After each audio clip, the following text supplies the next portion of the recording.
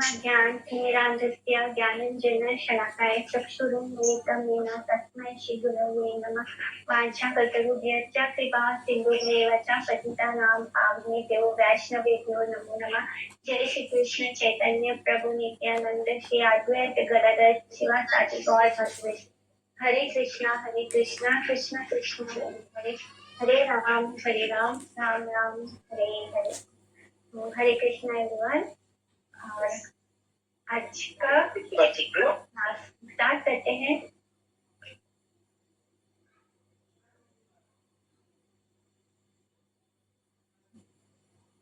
हम लोग थे चैप्टर 15 आदि खंड एंड श्लोका नंबर 24 से स्टार्ट करेंगे। महाक्रोधे के हलैयाए के दानिया लागले न पाए जाए तरजिया गजिया। तो कैसे वो महाप्रभु खट्टवासियों को बहुत परेशान करते थे, उनकी नकल उतारते थे, क्योंकि उनका जो प्रोनाउंसिएशन होता था वो गलत होता था। जैसे हाय हाय बोलना है तो वो आय आय बोल देते थे। तो इस तरह बोलना। हरे कृष्णा जी। हम आगे बढ़ रहे हैं श्लोक नंबर 24 से। तो महाप्रभु उनको मजाक उड़ाते थे और इतना मजाक उड़ाते थे कि जब तक कि वो गुस्सा ना हो जाए, बहुत क्रोध में ना आ जाए और उल्टा सीधा ना बोले। तो ये भी उनका एक तरीका था उससे अपना प्रेम जताने का।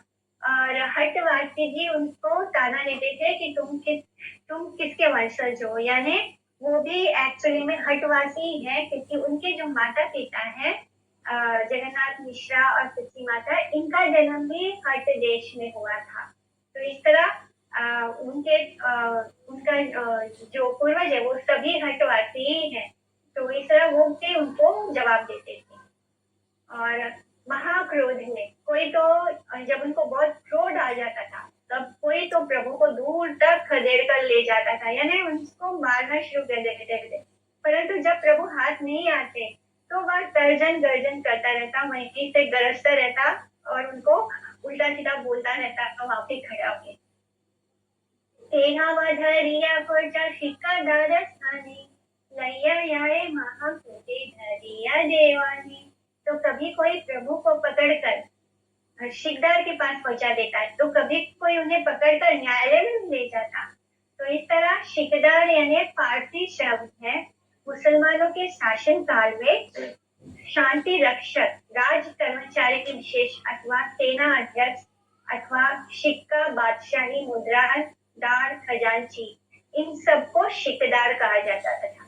तो कोई जब वो बहुत गुस्सा हो जाते थे हट्टवासी, पर इतना परेशान कर देते थे उनको कि वो इतना गुस्सा हो जाते, उनको पकड़ कर ले जाते थे शिकदार के पास। तो कभी उनको किसी और कोई सैनिक वगैरह होता, कर्मचारी होता, राज कर्मचारी, तो उसके पास पकड़ कर ले जाते। तबे शेषे आरतिया प्रभु रसखा गनी सामंजस्य कराया चले से। तब अवशेष में प्रभु के सखागण आकर उस समय दोनों में समझौता करवा देते और प्रभु को ले जाते। इस तरह मतलब इतना ज्यादा परेशान करते थे। कोना दीना था कि कोना बांगा लेगा अपने वायो यात भांगे याता ना पलाया ना डरे। तो कभी प्रभु किसी हटवासी की ओर में जाकर होकर उसकी पीठ पर शुष्क तुम्बी को फोड़कर डर से भाग जाते थे। अराल में एक ओर से अंतराल में अर्थात अंतराल में रहकर अज्ञातता से आर्थिक भाव से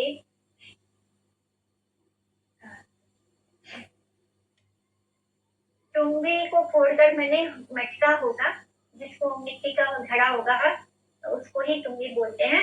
तो वो छुपके से पीछे चले जाते हैं, उनके सर पे जो तुम्बी होती उसको फोड़कर उनकी नजर से ओझल हो जाते, भाग जाते तोड़ के। ए मते चापलिया करे न तबा तने तबे स्त्री मात्र न देखे न दृष्टि कोने है न नाम प्रभु ए अवतारे न करे लाविता संसारे। तो इस प्रकार प्रभु सबके साथ चपलता करते रहते थे, किंतु किसी भी स्त्री की ओर आंख उठाकर भी नहीं देखते थे। संसार में प्रसिद्ध है कि नाम का श्रवण भी नहीं किया। तो इस अवतार में भगवान ने अपने आप को स्त्रियों से एकदम ही दूर रखा है। जब भी प्रभु नाना स्थानों पर बालकों से चापल्य दिखाते थे, तब भी कभी स्त्री संबोधित पाप कार्य को प्रश्रय नहीं देते थे। वो स्त्री बुद्धि से व्यवहार करने की बात तो दूर है, नारी भोग्य है, इस ज्ञान के साथ स्त्रियों को देखने से ही महामोह के वशीभूत हुए जीव का नैतिक और पारमार्थिक सर्वनाश हो जाता है। इस कारण सब प्रकार के योजित संग से उनको दूर रहना चाहिए। यह जीव का धर्म जगत गुरु लोक शिक्षक प्रभु ने अपनी आचार्य धर्म जीवे सिखाया है, यानी खुद ही अपने स्वयं आचरण करके जीवों को सिखाया कि कैसे उनको व्यवहार करना चाहिए। गौर सुंदर अपनी हरिजनोचित हरि भक्तिमय लीला में प्राकृत श्री घटित किसी भी प्रसंग की किसी प्रकार से भी चर्चा नहीं करते थे। निगम कल्प तरु का प्रपक्व फल एवं सर्वशास्त्र सम्राट श्रीमद् भागवत में योत्सित संग और योत्सित संगीत की सर्वथा भावेन निंदा करके उनको निष्कपट निर्देशित भागवत सेवा के प्रतिकूल किया गया है। जहाँ पर जीव की भोगमय चित्त वृत्ति योषित भोग में लिप्त है, उस स्थान पर सर्व योषित पति कृष्ण को नित्य निर्व्यालिक सेवा की बुद्धि का अभाव है। तो अगर स्त्री और पुरुष एक दूसरे को भोग बुद्धि से देखते हैं, तो ऐसे इसको बोलते हैं सर्वयोषित, तो योषित भोग बोलते हैं। तो इस तरह ऐसा बुद्धि जहाँ भी होगा, यानी अगर स्त्री और पुरुष के रूप में अगर हम जीवों को देखना शुरू कर देंगे, तो हमारी भोग बुद्धि हो जाएगी। इसके कारण क्या होगा, हमारे हृदय में कभी भी कृष्ण प्रेम नहीं जागृत होगा, कृष्ण सेवा नहीं जागृत होगी। इसलिए इसके बारे में श्रीमद् भागवतम में दिया गया है। कोई यदि गौर सुंदर के निकट से घटित ग्राम में प्रसंग उठाने या उसकी चर्चा करने आता, तो तत्क्षण वे उसका विशेष भाव से निषेध कर देते थे। मैंने वो स्त्रियों के बारे में कोई बातचीत में भी उनका जिक्र नहीं होता था। अगर कोई गांव में कोई किसी स्त्री के बारे में किसी बात की चर्चा भी करने की कोशिश करता, तो वो उसको नहीं करने देते थे, निषेध कर देते थे। कृष्ण सेवा विरोधी साहित्य चर्चा की छलना से एवं कृष्ण भक्ति रस वर्जित वैरस्यमय काव्य रस पान की आशा से मानव की ग्राम्य रस पान प्रवंचित वृत्ति जिस प्रकार के विषय भोग वांछा युक्त व्याभिचार की ओर प्रधावित और प्रमत्त होती है। तो इस तरह कृष्ण भक्ति प्रेम रस प्रदाता भगवान श्री गौर सुंदर और उनके शुद्ध भक्त महाजन संप्रदाय ना तो पहले कभी उस प्रकार के व्यभिचार के पक्षपाती थे और ना आज है। जिन्होंने श्री चैतन्य देव की कथा का शिष्ट भाव से चिंतन किया है, वे सभी जानते हैं कि गौर प्रभु ने किसी प्रकार की भी योषित संक्रांत यानी संबंधनीय ग्राम्य कथा को कभी भी प्रश्रय नहीं दिया। यानी जो चर्चा कृष्ण के अतिरिक्त हो, कृष्ण से ना जुड़ी हो, या जो स्त्रियों को लेकर, यानी वो उससे क्या होता है, मन में कहीं ना कहीं भोग बुद्धि होती है, इसलिए ऐसी किसी भी प्रकार की चर्चा को वो होने नहीं देते थे, उसको निषेध कर रखा था। अंते वयतमह महिमा सकले गौरांगनागर नहीं बले। इसलिए जितने भी महिमाशाली महापुरुष हैं, उनमें से किसी ने भी महाप्रभु का स्तवन गौरांग नागर कहकर नहीं किया है। यद्यपि सकल स्तव संभवेदाहानि तथापि स्वभाव से गाया बुध जाने। तो यद्यपि प्रभु के लिए सब प्रकार के स्तव संभव हो सकते, तथापि विद्वत जन प्रभु के तत्व के अनुकूल ही कीर्तन करते हैं। हे नमते श्री मुकुंद संजय मंदिरे विद्याधर शिव कुंठा नायक कवि हरे।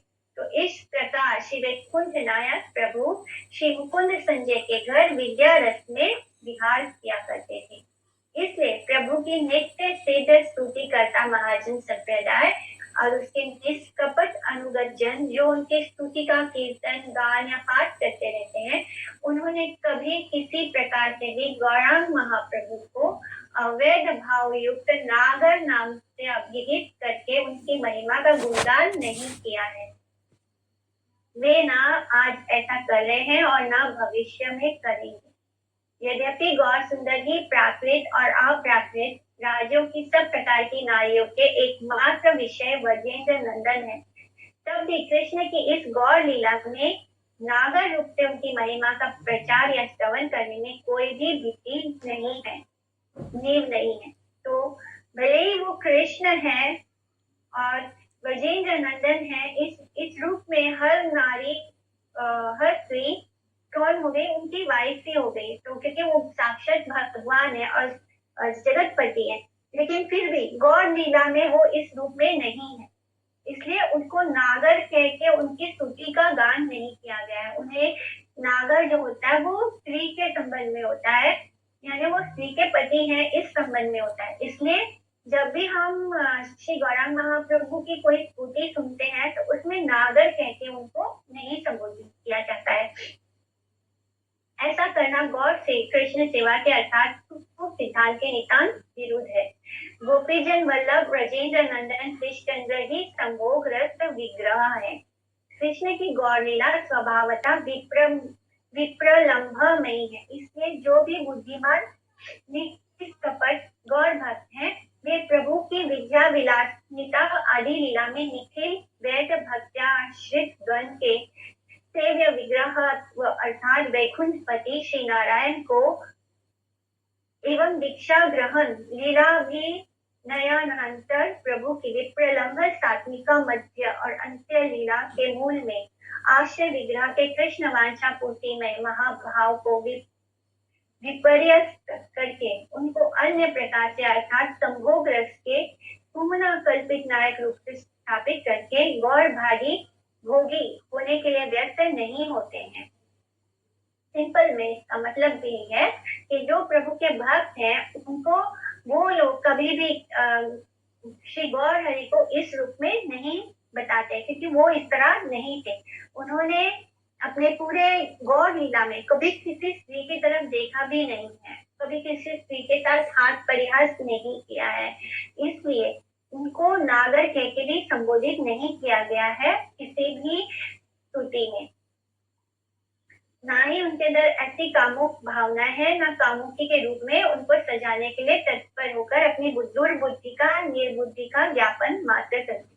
तो जो लंपट यानी जो सहजिया भक्त होते हैं वो अलग तरीके से उनको बताते हैं, जो कि गलत है।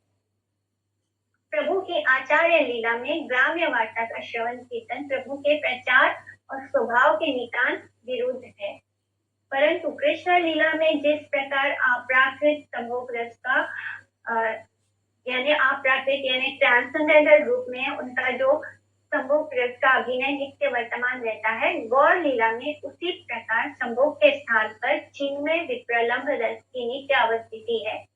योषित संग से या प्राकृत योषित के दर्शन से वैरस्य विपरीत रस का ही उदय होता है।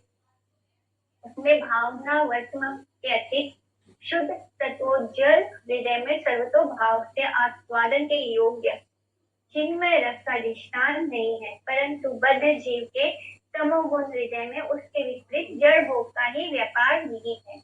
इन सब कथाओं का गौर कृष्ण तत्वविद महामहिम बुद्ध अर्थात धीर बुद्धिमान देशिक जन गान करते रहते। इस विषय में साधु शास्त्र गुरु वाक्य सम्मत सिद्धांत पूर्ण विस्तृत विचार और आलोचना को जानने की इच्छा से परमार्थिक साप्ताहिक पत्र गौड़िया में उन्होंने दिया है। तो सिंपल से समझते हैं कि गौर महाप्रभु को कि जो ये अवतार है गौर लीला में, वो हम सब जानते हैं कि वो साक्षात कृष्ण है, जिनका जो हृदय है वो राधा रानी का है, जिनके मन में जो भाव है वो राधा रानी का है और वो कृष्ण है। कृष्ण होते हुए भी उन्होंने जो कृष्ण लीला में किया वो यहाँ पर वो नहीं करते। यहाँ पर वो एक आचार्य के रूप में है और एक आचार्य होने के नाते उन्होंने कभी भी ग्राम में यानी उनके गांव में जो भी बातें होती हैं गांव की, वो सब उन्होंने डिस्कस नहीं किया। उन्होंने अगर हंसी मजाक भी किया तो कभी किसी स्त्री के साथ हंसी मजाक नहीं किया, कभी स्त्री की तरफ आंख उठाकर देखा भी नहीं है। तो इस भगवान महाप्रभु ने अपने इस लीला में ऐसा कोई काम नहीं किया है। चतुर्दिक्के शोभे शिष्य गणेरा मंडली, मध्य पड़ा ये न प्रभु महाकुतूहली। श्री गौर चंद्र के चारों ओर शिष्यों की मंडली शोभित है और वो बीच में विराजमान होकर अति आनंद पूर्वक पढ़ा रहे हैं। विष्णु तैल शीरे दीते अच्छे को न दासे, अशेष प्रकारे व्याख्या करे निज घर से। तो कोई एक दास प्रभु के सिर में विष्णु तेल लगा रहा है और प्रभु अपने आनंद में मगन होकर अशेष प्रकार से व्याख्या कर रहे हैं। तो एक शिष्य उनका जो दास लिखा है यहाँ पर, तो प्रभु का एक दास उनके सिर पर तेल मालिश कर रहा है, विष्णु तेल लिखा है यहाँ पे उस तेल का नाम। तो वो तेल लगा के मालिश कर रहा है और प्रभु जो है वो अपने जो व्याख्या कर रहे हैं उसमें एकदम मगन होकर वो अपनी व्याख्या दिए जा रहे हैं।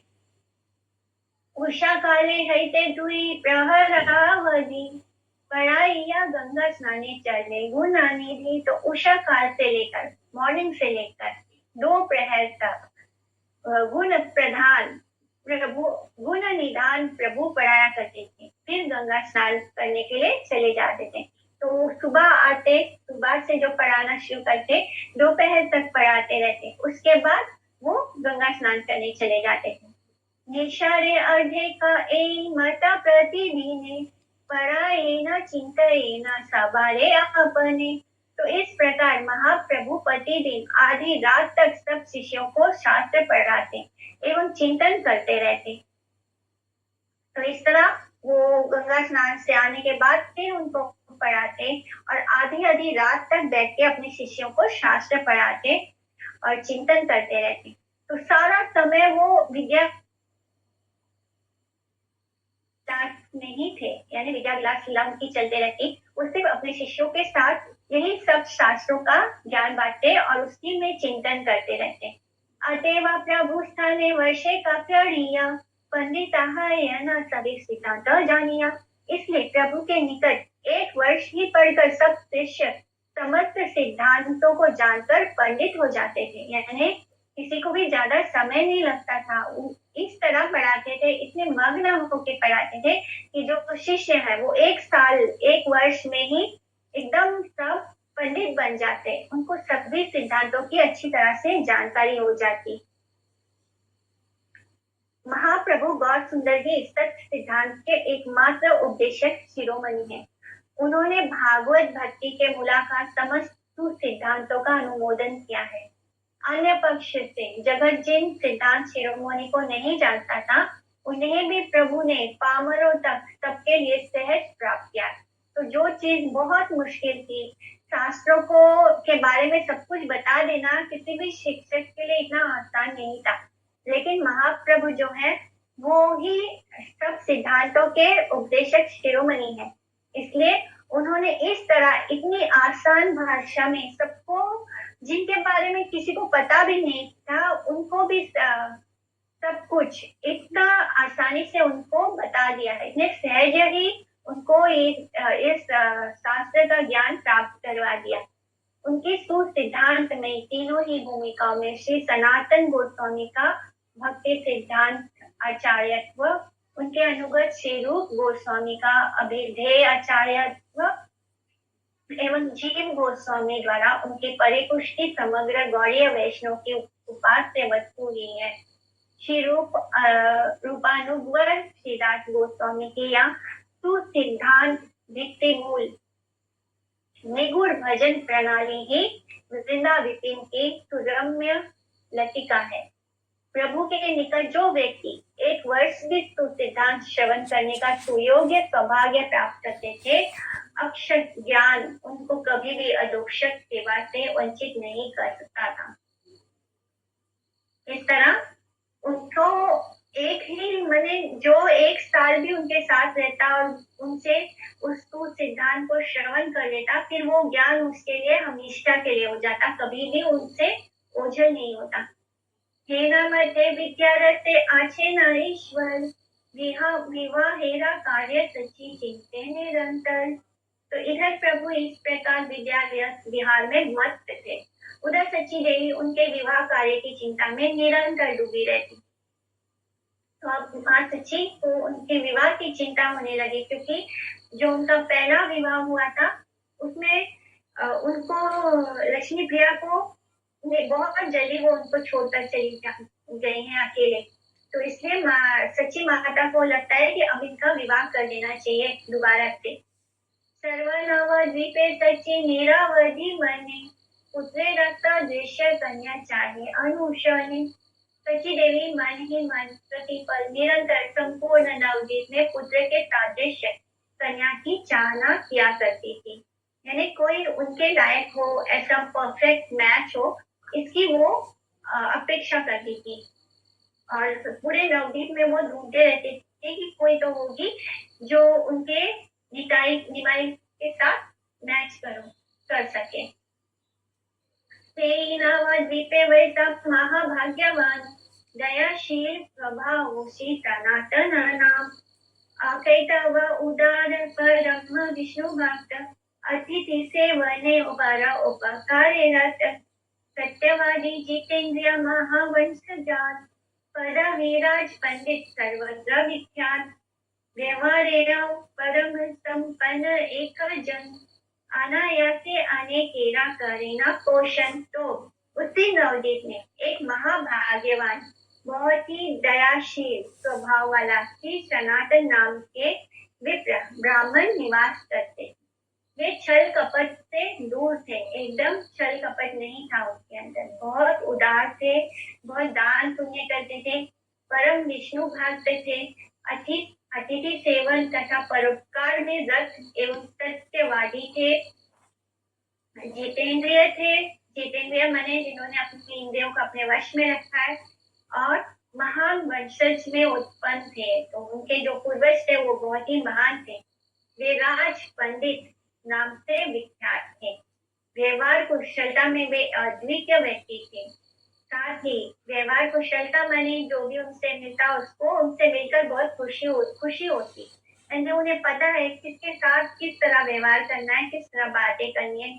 तो व्यवहार कुशलता में वो अद्वितीय व्यक्ति थे। साथ ही वे अनायास बहुत से लोगों का पोषण करने में संपन्न थे। तो बहुत रिच भी थे और वो बहुत लोगों को पोषण भी करने में संपन्न थे, यानी अगर किसी के पास कुछ ना हो तो वो उसको दे सकते थे, उनका पोषण कर सकते।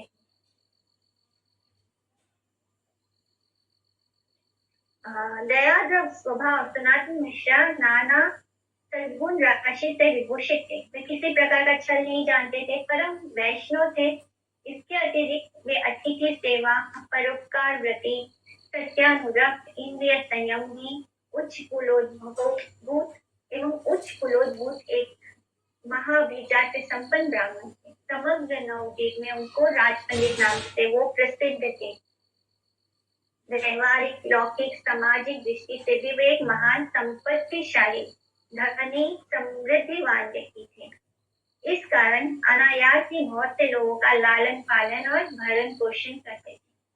आजकल का कपटी दुराचारी समाज प्राय कहता रहता है कि जो लोग सनातन मिश्रा की भांति सत्यवादी, सरल, उदार और न्यायपरायण हैं, अर्थात मिथ्या, छल, हिंसा, अन्याय के विरोधी हैं, या जो अन्याय नहीं करते हैं, वे कभी भी जगत के व्यवहारिक राज्य में श्रेष्ठता प्राप्त नहीं कर सकते। तो जैसे आजकल भी लोग ऐसे बोलते हैं ना कि जिसके अंदर सारे अच्छाई होती है, तो जो बहुत अच्छे लोग होते हैं, जो बहुत सत्यवादी होते हैं, जो बहुत सेवा परायण होते हैं, ऐसे लोग कभी भी आगे नहीं बढ़ सकते। तो इसी तरह का लिखा है कि आजकल के लोग ऐसा बोलते हैं, किंतु सनातन मिश्रा का यह वैशिष्ट्य था कि एक ओर वे सामाजिक पद मर्यादा में भी सर्वश्रेष्ठ थे और दूसरी ओर उसी प्रकार नाना सद्गुण वाले सभी विभूषित। तो इनका विशेषता क्या थी कि एक तरफ तो वो उनका जो सामाजिक जो पोजीशन था, पद था, प्रतिष्ठा थी, वो भी बहुत सर्वश्रेष्ठ थी, और दूसरी ओर उनके अंदर सारे अच्छे गुण थे, जिनके कारण लोग कहते हैं कि आप कभी भी आगे नहीं बढ़ सकते, यानी आपके अंदर इतना जो अच्छा गुण होता है वो देख के लोग कहते हैं आप कभी भी आगे नहीं बढ़ सकते, लेकिन इनके अंदर अच्छा गुण भी था और ये पोजीशन भी अच्छा था उनका समाज में। तार कन्या आचिन परम सुचरिता, मूर्तिमती लक्ष्मी प्राय से जगन माता। तो उनकी जो कन्या थी, उनकी जो पुत्री थी, ऐसी अत्यंत सुंदर सदाचारशील थी, मानो वह जगत जननी मूर्तिमती लक्ष्मी ही हो। तो वो है ही लक्ष्मी। महालक्ष्मी के दर्शन मात्र से उनका पुत्र रूपी नारायण के योग्य संगिनी रूप से ज्ञान। सची देवी तारे देखी लेना यही सन, यही कन्या का पुत्र योग्य बूझी ले न माने। तो सची देवी ने जैसे ही उस कन्या को देखा, वैसे ही उनके मन में निश्चय कर लिया कि ये जो कन्या है ये सब तरीके से मेरे पुत्र के योग्य है। लक्ष्मी जी जो है वो एक्चुअली में श्रीमती राधा रानी के जैसे मिरर होता है, मिरर में जो रिफ्लेक्शन होता है, तो वो लक्ष्मी जी जो है वो राधा रानी की रिफ्लेक्शन है। जितने भी कृष्ण की जो 16,108 रानियां थी वो सभी राधा रानी का ही अंश थी। तो राधा रानी है जो कृष्ण की हर अवतार में, हर रूप में उनकी सेवा करने के लिए अपना विस्तार करती है। तो जब हम लक्ष्मी जी की बात करते हैं तो वो राधा रानी ही है, उनकी रिफ्लेक्शन है वो। सची देवी तारे देखी लेना यही सनी, यही कन्या पुत्र योग्य बूझिए ना माने। शिशु है ते दुई तीन बार गंगा स्नान, पितृ मातृ विष्णु भक्ति दिले नाही आन। तो वह कन्या बचपन से ही 2-3 बार गंगा स्नान करती एवं पिता माता तथा विष्णु की भक्ति के अतिरिक्त और कुछ नहीं जानती थी। आई रे देखिया घटे प्रतिदिन दिने दिने, नम्र है नमस्कार करे न चरणे। प्रतिदिन हर रोज वो सच्ची माता को घाट पर आता हुआ देखकर वो कन्या नम्रता पूर्वक उनके चरणों में नमस्कार करती थी। आये योगरे नमः प्रीते आशीर्वाद, योग्य पति कृष्ण तोमार करुणा प्रसाद। तो जैसे बुजुर्ग महिलाएं आशीर्वाद देती है, वैसे जब भी वो उनको देखकर प्रणाम करती थी, नमस्कार करती थी, तो सच्ची माता भी महाप्रीति पूर्वक उनको आशीर्वाद देती थी कि कृष्ण कृपा से तुम्हें योग्य पति की प्राप्ति हो। गंगा स्थाने आई मने करे न कामना, एक कन्या अमर पुत्र हौ का घटना। तो सची माता गंगा स्नान को आते समय हर बार यही कामना करती थी कि इस कन्या का संयोग मेरे पुत्र के साथ हो जाए। राजा पंडित तेरा इच्छा सर्व गोष्ठी करने, प्रभु रेखा रीता कन्या दानने जमाने। संगोष्ठी सनातन मिश्रा की भी प्रभु को कन्या दान करने के लिए इच्छा थी। तो यहाँ जो उनके पिता है, उस लक्ष्मी प्रिया के जो पिता है, वो भी यही चाहते थे कि निमाई ही उनके दामाद बने। तो इस तरह उनके मन में भी ये इच्छा थी और सच्ची माता के मन में भी उनकी पुत्री को बहू बनाने की इच्छा थी। दैवे सची काशीनाथ पंडित तेरा आनी, बलि लेना तारे बाप सुना एक वाणी। राजे पंडित तेरा कहा इच्छा था के ताना, आमार पुत्रेरा करुणा कन्यादान। तो दैव योग से एक दिन सची देवी ने काशीनाथ पंडित को बुलाकर उनसे कहा कि वत्स, एक बात सुनो, तुम जाकर राज पंडित से बातचीत करो, यदि उनकी इच्छा हो तो हमारे पुत्र को अपनी कन्या का दान कर दें। तो इस तरह जो काशीनाथ पंडित की था वो घटक था। घटक यानी जो रिश्ते करवाते हैं, जो बीच में होते हैं और दो लोगों को मिलवाते हैं रिश्ते करवाने के लिए, तो उनको घटक कहा जाता है। तो एक दिन सची माता ने काशीनाथ पंडित जो घटक है उसको बुलाकर कहा कि आप जाकर राज पंडित से बात करो और उनसे पूछ कर देखो कि क्या वो अपनी पुत्री का कन्यादान करेंगे हमें। काशीनाथ पंडित लीला शेषाने, दुर्गा कृष्ण बलि राज पंडित भवने। तो ये सुनकर काशीनाथ पंडित उसी क्षण दुर्गा एवं कृष्ण कृष्ण बोलते हुए राज पंडित के भवन को चल दिए, भगवान का नाम लेकर वो चल दिए। काशीनाथ देखी राजा पंडित आपने, बसी ते आसन आनी दे लेना संभ्रमे। तो काशीनाथ को देखकर राजपंडित ने स्वयं शीघ्रता से उनके बैठने के लिए यथोचित आसन ला कर दिया। तो जैसे उन्होंने देखा काशीनाथ पंडित आए हैं घर पर, तो उनको उठकर उनको अच्छे से आसन दिया बैठने के लिए। परम गौरव व्यक्ति करे यथोचित कि कार्य आयला भाई जिज्ञासे पंडिता। उन्होंने परम गौरव के साथ काशीनाथ का यथोचित सत्कार भी किया। फिर राज पंडित ने उनसे पूछा, भाई कहिए आप कैसे पधारे? काशीनाथ बले न आए छे का कथा चित्तलय यदि तबे कराह सर्वथा। तो काशीनाथ ने कहा, मैं आपसे एक बात कहता हूँ, यदि वह सब प्रकार से आपके चित्त को भाई, आपके मन को ठीक लगे तो स्वीकार करना। विश्वंभर पंडितेरा तोमार दुहिता दान करा एक संबंध उचित सर्वथा। तो दुहिता यानी आपकी कन्या, आप अपनी कन्या का दान श्री विश्वंभर पंडित के लिए कर दीजिए, यह संबंध सभी प्रकार से उचित है। तोमार कन्या योग्य से दिव्यपति सहारा उचित एक कन्या महासती। आपकी कन्या के योग्य से वे ही दिव्यपति हैं, और आपकी यह महासती कन्या भी उनके ही योग्य है, यानी दोनों जन एक दूसरे के लिए परफेक्ट हैं। ये न कृष्णम रुकमणि ते अन्य उचित ते मत विष्णु प्रिया निमाई पंडित। तो जिस प्रकार श्री कृष्ण एवं रुक्मणी परस्पर योग्य थे एक दूसरे के लिए, उसी प्रकार निमाई पंडित और विष्णु प्रिया दोनों ही एक दूसरे के योग्य हैं। तो इस कन्या का नाम विष्णु प्रिया है, और जो उनकी पहली पत्नी थी उसका नाम लक्ष्मी प्रिया था। शून्य विप्र पत्नी आदि अप्त वर्ग सहे लागी लाकर रीते युक्ति देखी केटी कहे। तो विप्र की बात सुनकर सनातन मिश्रा की अपनी पत्नी और विश्वसनीय बंधु बांधवों के साथ विचार करने लगे कि देखे कौन क्या कहता है। तो इस तरह जब उन्होंने काशीनाथ पंडित ने बोला, तो राज पंडित ने अपने घर में अपनी वाइफ को बताते हैं, और उनके जितने भी कॉन्फिडेंशियल जो उनके बंधु बांधव हैं, जो भाई हैं, जो रिश्तेदार हैं, उनके साथ बैठकर वो विचार करते हैं कि विश्वंभर कैसा रहेगा उनकी पुत्री के लिए। सबे बलि लेना और कार्य विचारे सर्वथा एक कर्म दिया कराह सत्वरे। तो उन सब ने कहा, इसमें विचार करने की क्या बात है, शीघ्र ही जिस प्रकार से भी हो ये कार्य संपन्न कराए। तो निमाई पंडित इतने फेमस हो चुके थे उस वक्त तक कि सबको पता था, उनकी बुद्धि, उनका ज्ञान और उनका फेम, उनका नाम बहुत फैल चुका था। तब तो सभी ने जब सुना कि उनका रिश्ता आया है, तो सब बोलते हैं कि देर मत करो, जितनी जल्दी हो सके इस शुभ कार्य को संपूर्ण करो। तबे राज पंडित हैया हर्षमती बलि लेना काशीनाथ पंडितेरा प्रति।